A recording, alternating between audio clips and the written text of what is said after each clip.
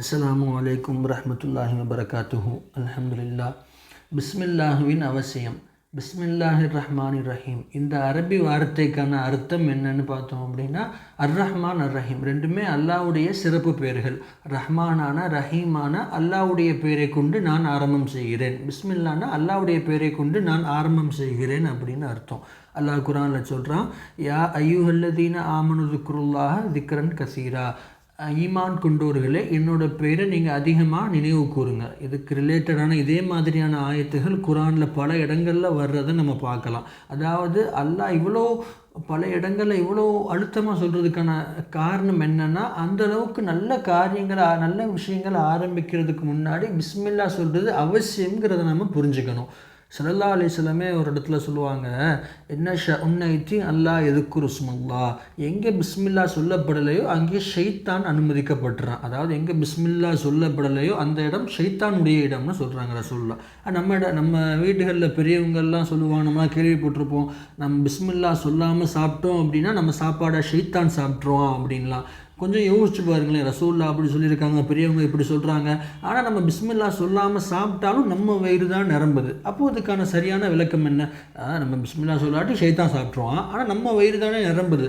அப்படின்னா அதுக்கான சரியான விளக்கம் என்ன? ரசூலுல்லாஹ் ஏன் அப்படி சொன்னாங்க அப்படின்னா, பிஸ்மில்லா சொல்லலாட்டியும் நம்ம சாப்பிட்ற சாப்பாடு நம்ம வயிறு தான் நிரப்ப போகுது. ஆனால் அந்த சாப்பாடு பிஸ்மில்லா சொல்லாமல் நாம் சாப்பிட்ட சாப்பாடு அதிலிருந்து கிடைக்க வேண்டிய பரக்கத்துகள் எதையுமே நமக்கு கொடுக்காது.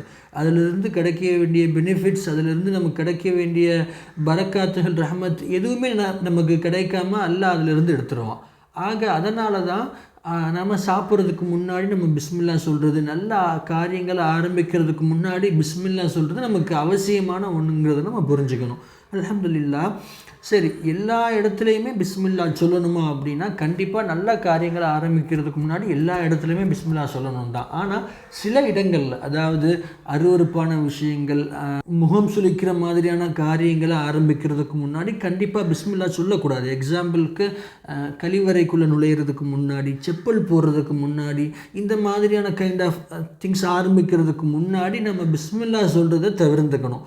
உதாரணமாக, இந்தோனேஷியாவில் லினா முகர்ஜிங்கிற ஒரு டிக்டாக் செலிப்ரிட்டி, அவங்க ஃபேமஸானவங்க, அவங்க வேணும்னே முஸ்லீம்களை இழிவுபடுத்துகிறதா நினச்சிக்கிட்டு பன்றிக்கறியை சாப்பிட்ருக்காங்க. பிஸ்மில்லா சொல்லி, வேணும்னே பிஸ்மில்லா சொல்லி பன்றிக்கறி சாப்பிட்ருக்காங்க. அதுக்கு நம்ம மார்க்கத்தில் பன்றிக்கறி சாப்பிட்றதே கூடாது, அதை பிஸ்மில்லான்னு வேறு சொல்லி சாப்பிட்ருக்காங்க. இதை அவங்க என்ன பண்ணியிருக்காங்க அப்படின்னா, இப்படி சாப்பிட்றத வீடியோவாக எடுத்து அதை இன்டர்நெட்டில் போஸ்ட்டும் போட்டிருக்காங்க. சமூக வலைதளங்களில் பதிவும் போட்டிருக்கிறாங்க. இந்த வீடியோ ரொம்ப வைரல் ஆயிடுது. இதை பார்க்குற முஸ்லீம்கள்லாம் ரொம்ப அப்செட் ஆகிறாங்க, ரொம்ப கண்டனம் தெரிவிக்க ஆரம்பிக்கிறாங்க. இதனால் இந்தோனேஷியா கவர்மெண்ட் அவங்கள அரெஸ்ட் பண்ணி 2 வருஷம் சிறை தண்டனை கொடுத்த சம்பவம்லாம் நடந்திருக்கு. அல்ஹம்துலில்லாஹ். ஆக வரக்கூடிய காலங்களில் அல்லாஹ்வுடைய நினைவை அதிகமாக்கி வாழக்கூடிய முஸ்லீம்களாக வல்லல்லாஹ் நம் அனைவரையும் வாழச் செய்வானாக.